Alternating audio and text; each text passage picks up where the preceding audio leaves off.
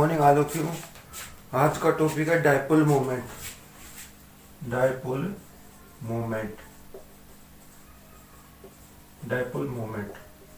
तो ये क्या होगा कि अपने जब पीछे पढ़ा था कि जो कोलन कंपाउंड होते हैं हमारे, वो क्या होते हैं, दो टाइप के होते हैं। एक तो पोलर कंपाउंड, एक क्या होते हैं non polar. Polar compound, polar compound. तो उसी के ऊपर बेस है ये पोलर कंपाउंड। पोलर कंपाउंड में क्या है, जैसे हमारा H और ये जो C है, तो इसके इलेक्ट्रॉन को अपनी तरफ खींच के इस पर एक तो नेगेटिव डायपोल बन जाता है, क्या हो जाता है पॉजिटिव डायपोल। तो इनके बीच में जो क्या होगा, चार्ज के अनुसार जो डायपोल मोमेंट कहा जाएगा इसको, मतलब इनके बीच का जो चार्ज के द्वारा हम निकालने हैं उसको क्या कहेंगे हमें, dipole moment.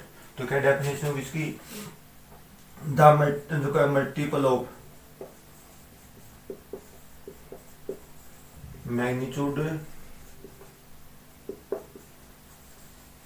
magnitude of charge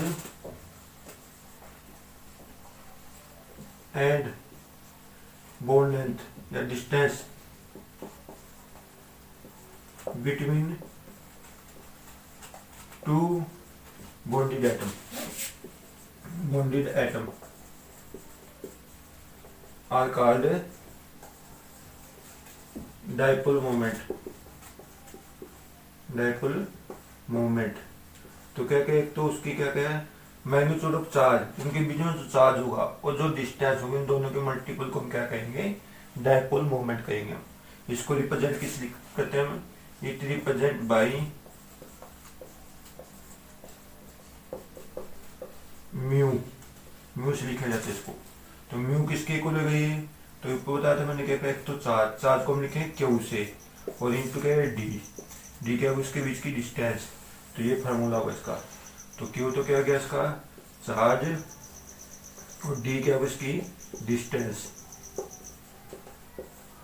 between two atom, जो उनके बीच में जो चार्ज, जैसे HCl हो गए तो उनके बीच के बोलना है, या डिस्टेंस को हम क्या कहेंगे हमें, तो क्या डिस्टेंस कहेंगे, और क्यू क्या होगा उसका चार्ज हो गया। तो इस दोनों के मल्टीपल को हम क्या कहेंगे, डायपोल मोमेंट कहेंगे। तो इसकी यूनिट क्या होगी डायपोल मोमेंट की, इसकी मेन यूनिट होती है 1 dB। इसको हम किसे लिखते हैं, डी से लिखा जाता है इसको, डी। और ये 1 dB किसके इक्वल होगा, इक्वल होगा 1 इंटू 10⁻⁻18 ESU इंटू सेंटीमीटर। इसके बराबर होगा ESU सेंटीमीटर के बराबर होगा ये 1 dB। इसके बराबर होगा ये 1 इंटू 10⁻⁻18 ESU सेंटीमीटर। ठीक है। अब इसमें क्या होगा, जो जैसे हम क्या बताते हैं इसकी डायपोल की डायरेक्शन क्या होगी, जैसे मैंने ये H और ये C लिया था, इस पे क्या था स्लाइटली पॉजिटिव था, इस पे क्या था स्लाइटली नेगेटिव। तो इसकी डायरेक्शन क्या होगी, तो क्या ये जो का हमेशा पॉजिटिव से नेगेटिव की तरफ दिखाया जाएगा, इस प्रकार ये डायरेक्शन होती है, मतलब जो का पॉजिटिव से नेगेटिव की तरफ इसकी डायरेक्शन होगी। तो इसके कारण इसको हम क्या कहते हैं, वेक्टर क्वांटिटी के नाम से कहा जाता है, वेक्टर क्वांटिटी। तो वेक्टर क्वांटिटी कहते हैं जिसका मैग्नीट्यूड हो और साथ में क्या उसकी डायरेक्शन हो, उसको हम क्या कहते हैं, वेक्टर क्वांटिटी के नाम से कहा जाता है। ठीक है। अब जितना जो का क्या होगा, जितना उसका डायपोल मोमेंट ज्यादा होगा उतने क्या होगा, पोलर कैरेक्टर उसमें क्या होगा, ज्यादा होगा। क्या बताएंगे हम, greater the dipole moment, greater the dipole moment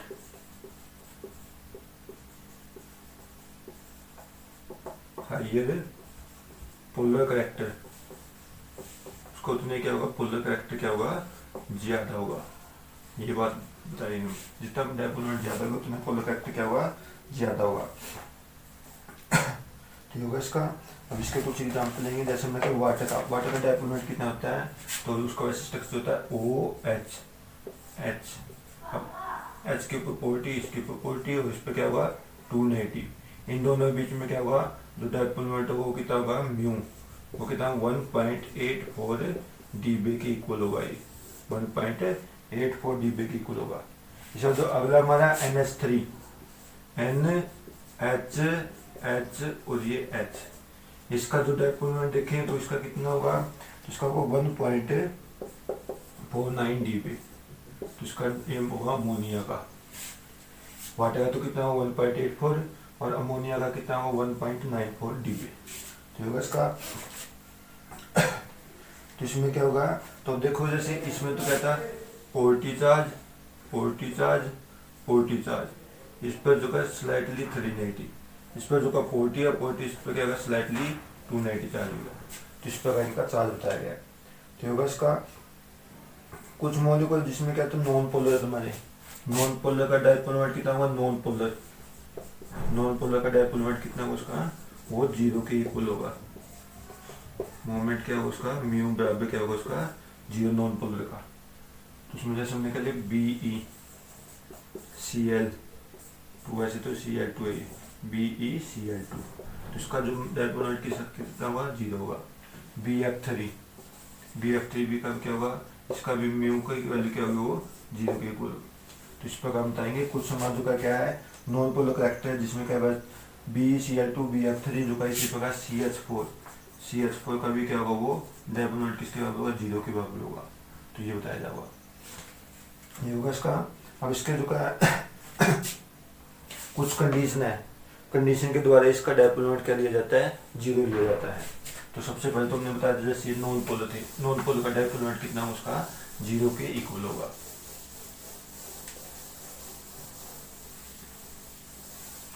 तो क्या होगा इसमें क्या होगा जो डायपोल मोमेंट जो क्या है अंडर फ्लोइंग कंडीशन। तो इसमें पहले क्या क्या है जिसका यानी हाइब्रिडाइजेशन sp हाइब्रिडाइजेशन होगी। फर्स्ट क्या क्या है जिसमें sp और दूसरा क्या क्या है sp2 और sp जो का ये sp और sp2 दो हाइब्रिडाइजेशन होगी। उन दोनों का डायपोल मोमेंट क्या होगा, वो क्या होगा म्यू की वैल्यू क्या होगी इसमें 0 होगी, 0 बताएंगे हम। जैसे हमने ले लिया BE, अभी पीछे था BeCl, इसकी हाइब्रिडाइजेशन कौन सी होती है sp, तो जो आगे निकालेंगे हम। तो इसके बाद जो एक BF3 इसका स्ट्रक्चर होता है, इसका पीछे बताया था हमने। तो इसका हाइब्रिडेशन क्या होती है sp2 होती है। दोनों का हाइब्रिडेशन जो का इसका डायपोल मोमेंट कितना होगा 0 के इक्वल होगा ये। नेक्स्ट इसमें जो टेट्राहेड्रल स्ट्रक्चर होगा, सेकंड पॉइंट है इसका जो टेट्राहेड्रल स्ट्रक्चर,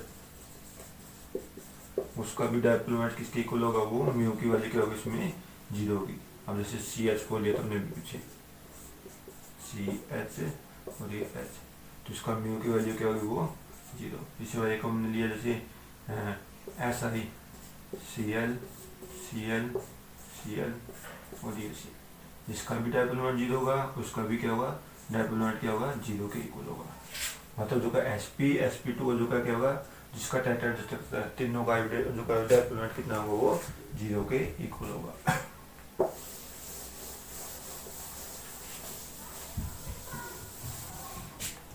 इसके बाद जो आगे इसमें है सिस और ट्रांस में, ट्रांस का डायपोल मोमेंट क्या होगा, अगला क्या जो थर्ड पॉइंट है जिसमें क्या ट्रांस आइसोमर का डायपोल मोमेंट कितना होगा वो म्यू की वैल्यू क्या होगी 0 होगी। ट्रांस कौन सी होती है जैसे समझेंगे C डबल बॉन्ड, ये इसका जो Cl H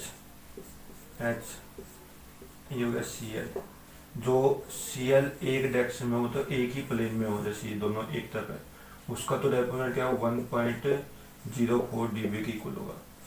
1.04 dB का है, उसको कह सकते हैं 0 के इक्वल ना हो, म्यू की वैल्यू क्या होगी 0 के इक्वल नहीं होगी। और जो दूसरा हमने C डबल बॉन्ड, ये Cl और ये क्या है H और ये H। अब देखो जो ये Cl है इसकी डायरेक्शन और इसकी डायरेक्शन वो क्या अपोजिट डायरेक्शन में, अपोजिट में तो क्या होगा इसका म्यू की वैल्यू क्या होगी इसमें 0 के इक्वल होगी। मतलब जो एक डायरेक्शन में तो उसकी वैल्यू कुछ ना कुछ होगी, जो अपोजिट डायरेक्शन में तो उसकी क्या होगी वो म्यू की वैल्यू क्या होगी 0 क्या होगी। ये तो शीर्ष हो गया पहले वाला तो, और ये क्या होगा ट्रांस होगा, उसमें डायपोल मोमेंट उसका भी क्या होगा 0 के इक्वल होगा। नेक्स्ट इसमें एक ऑर्थोपैरा होता है, ऑर्थो जैसे हमने ये लिया Cl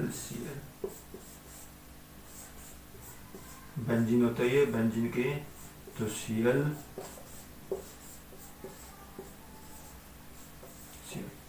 अब ये 1 2 1 3 2 3 1 2 3 4। तो 1 2 को तुम क्या कहते हैं ऑर्थो, 1 3 को कहेंगे मेटा और 1 4 को क्या कहेंगे पैरा। तो ये तीन हमारे जो का आइसोमर होते हैं बेंजीन के केस में। तो उसमें क्या होगा ऑर्थो, जो जो हमारा पैरा है, पैरा का डायपोल मोमेंट क्या होगा, देखो भी ये अपोजिट एक्स में हो गया, अपोजिट एक्स में, तो इसका डायपोल मोमेंट क्या होगा 0 के इक्वल होगा। तो ये होगा इसका क्या होगा म्यू की वैल्यू होगी 1.48 dB, 1.48 dB। इसकी क्या होगी 5.4 dB। मतलब जो का ये पहला का तो क्या डायपोल मोमेंट 0 होगा, मेटा क्या होगा 1.48 हो गया, इसका लिए तो क्या है 2.54 dB हो गया। तो किसके ऊपर डिपेंड करेगा, ये भी इसमें कहेगा जो मेटा पैरा पोजिशन है उसका डायपोल मोमेंट क्या होगा वो 0 के इक्वल है। सिस्का और मेटा का जो चौथा सॉरी पैरा का, उनका दोनों का क्या होगा आइसोमर ये भी पोजिशन है, पर क्या होगा उसका डायपोल मोमेंट दोनों का क्या होगा वो 0 के इक्वल होगा। तो ये इसके क्या थे डायपोल मोमेंट की कुछ कंडीशन बताई थी कि क्या कंडीशन थी, जो sp2 टेट्राहेड्रल ट्रांसपोज जो का आइसोमर पैरा पोजिशन, तो जहाँ पर भी आएगा तो उनका डायपोल मोमेंट क्या होगा 0 होगा। उनको छोड़कर जिसका भी हम करेंगे वो सबका क्या कुछ ना कुछ डायपोल की वैल्यू होगी, डायपोल मोमेंट की वैल्यू होगी। अब उसकी कुछ एप्लीकेशन है वो पढ़ेंगे हम।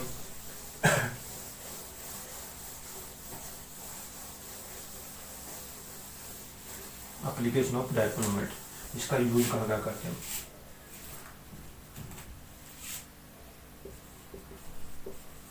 एप्लीकेशन ऑफ डायपोल मोमेंट,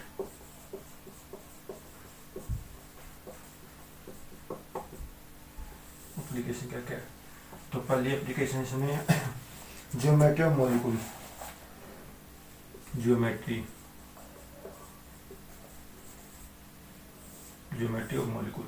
तो ज्योमेट्री में क्या बताता है, अभी मैंने पीछे बताया था, जहाँ पे sp है, sp पे क्या होती है उसकी शेप क्या होती है लीनियर, sp2 पे क्या होती है टेग्नर प्लेनर शेप होगी। और जो एक हमने दिया था sp3, इस पे क्या होती है टेट्राहेड्रल। तो जो हमारी क्या होगी इनके ऊपर हमारी क्या होगी जैसे लीनियर हो गया, टेग्नर प्लेनर, टेट्राहेड्रल, इन तीनों पर डायपोल मोमेंट किसके इक्वल होगा वो 0 के इक्वल होगा। तो 0 के इक्वल होगा। और ये साथ में क्या हो गए सिमेट्रिकल स्ट्रक्चर हो गए, एंड जो क्या होगा सिमेट्रिकल स्ट्रक्चर होगा। तो इसके लिए हम क्या बता सकते हैं उसकी ज्योमेट्री और स्ट्रक्चर के बारे में बता सकते हैं। तो ज्योमेट्री तो क्या होगी जिसका डायपोल मोमेंट यानी लीनियर का, टेग्नर प्लेनर का, और जो क्या होगा टेट्राहेड्रल का, उसका डायपोल मोमेंट 0 के इक्वल होगा। साथ में क्या उनकी सिमेट्रिकल स्ट्रक्चर होगा। और जिसका क्या होगा कुछ ना कुछ वैल्यू होगी। और ये जो क्या हमारे पोलर कंपाउंड होते हैं, सॉरी नॉन पोलर कंपाउंड हो गए, जो ये हमारे जितने भी ना ये सभी नॉन पोलर कंपाउंड है, उनका डायपोल मोमेंट क्या होगा 0 के बराबर होगा। जब लेंगे हम पोलर कंपाउंड, उसमें क्या होगा उनका क्या होगा फिर तो क्या होगा जो का पोलर में क्या होगा जो का अनसिमेट्रिकल स्ट्रक्चर होगा, अनसिमेट्रिकल स्ट्रक्चर होगा उनका।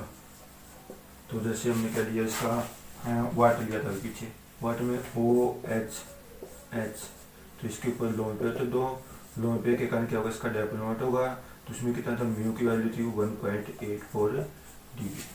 ये था इसका NH3 का क्या था, इस पर एक लोन पे होगा, इसकी वैल्यू क्या होगी 1.49 dB।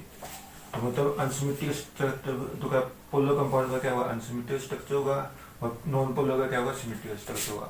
जिसके बाद सिमेट्रिक स्ट्रक्चर है तो उसका डायपोल मोमेंट क्या 0 के इक्वल होगा, और अनसिमेट्रिक का क्या होगा जो स्ट्रक्चर का डायपोल मोमेंट की कुछ ना कुछ वैल्यू होगी।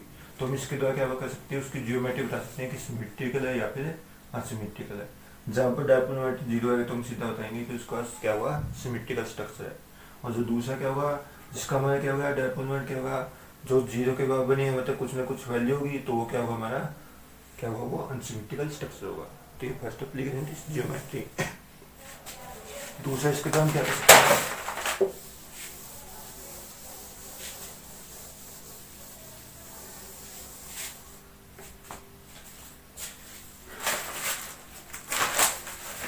दूसरे इसके द्वारा हम क्या कर सकते हैं, उसकी क्या था, सीसोटास का पता कर सकते हैं। सीसे एंटरास मैंने पीछे बताया था। सीसोटास का इसके द्वारा पता कर सकते हैं, टू नो सीसोटास। तो टास में क्या होगा, टनास एक था सीस में क्या थी, जैसे हमने लिया C double bond Cl Cl और ये H, इसमें C डबल बॉन्ड ये Cl और ये कहता H और ये H। इसका तो डायपोल 0 पे और था, इसका डायपोल क्या था, वो 1.04 dB के इक्वल था। तो इसके द्वारा बता सकते हैं जो टांस का जो का क्या होगा डायपोल वो, जिसका जो का सिसो में पता करना है क्या, इसका डायपोल 0 के बराबर तो वो क्या होगा, टांस होगा। कुछ ना कुछ वैल्यू होती है 0 के इक्वल ना होगा तो हमारा क्या होगा, सीस से आइसोमर होगा। इसके द्वारा हम पता लगा सकते हैं। तो होगा इसका, तो ये था इसका सीसोटास का।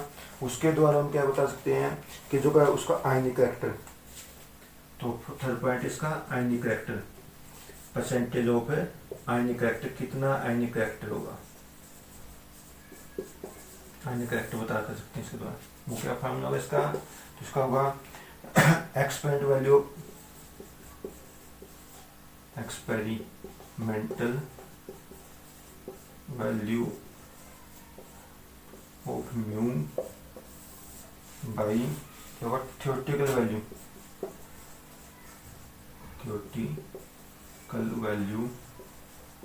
ऑफ म्यू इनटू क्या होगा 100। तो ये इसका फॉर्मूला होगा एक्सपेरिमेंट वैल्यू जो का म्यू की बाय थ्योरेटिकल जो हम कैलकुलेट करेंगे इनटू क्या होगा 100, वो क्या होगा इसका आयनिक करैक्टर होगा। अब जो जैसे इसमें दिया है एक्सपेरिमेंटल वैल्यू, इसको हमने जो का एक्सपेरिमेंटल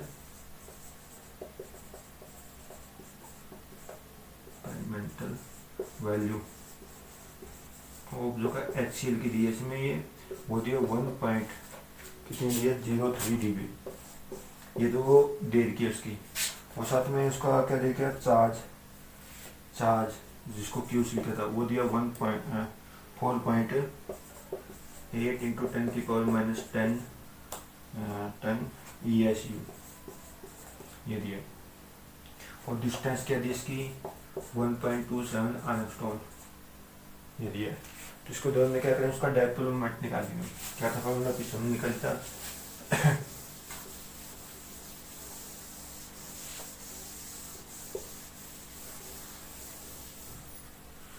क्या था उसका डायपोल मोमेंट निकालने का म्यू क्या था Q इंटू डी।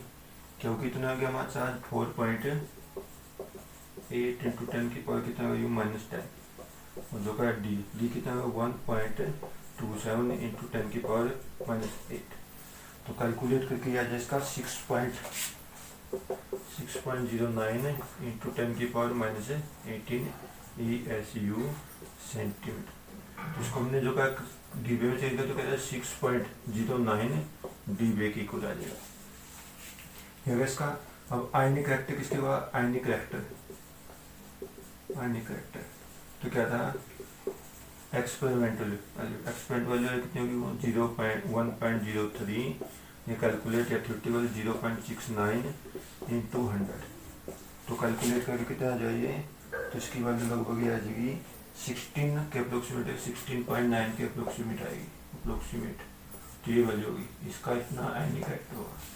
तो कैसे निकालेंगे, तो दोबारा रिपीट कर देता हूँ मैं। एक्सपेरिमेंट वाली तो किस कितने हैं 1.03 dB दिए, क्यू का चार्ज दिया 4.8 इंटू 10 की पावर माइनस 10 ESU, डी कितनी दी 1.27 आर्मस्ट्रॉन्ग। तो इसके दो हमने क्या mu Q into D, Q की वैल्यू क्या 4.8 इंटू 10 की पावर माइनस ये 10 थी, और जो का डी था 1.7, इसको हमने क्या कहते हैं मीटर के अंदर कन्वर्ट कर दिया सेंटीमीटर सॉरी, तो उसको का 1.7 है इंटू 10 की पावर 8, मतलब क्या हुआ इसको यहाँ पे ले लिया हमने 1.27 इंटू 10 की पावर माइनस 8 सेंटीमीटर के इक्वल होगा। तो वैल्यू पुट करके उन्हें कैलकुलेट किया तो 6.09 इंटू 10 की पावर 18 आ जाएगा ESU सेंटीमीटर। मैंने बताया था जो है 1 डीबे 10 की पावर माइनस 18 ESU और जो है सेंटीमीटर के इक्वल, तो उसको हमने करके तो 6.09 डीबे हो गया। तो आयनिक करैक्टर कितना 1.03 बाई 6.09 इंटू क्या 100, तो कितना जो 69 परसेंट हो जाए इसका। तो ये इसका आयनिक करेक्टर, उस पर निकालेंगे। तो इसका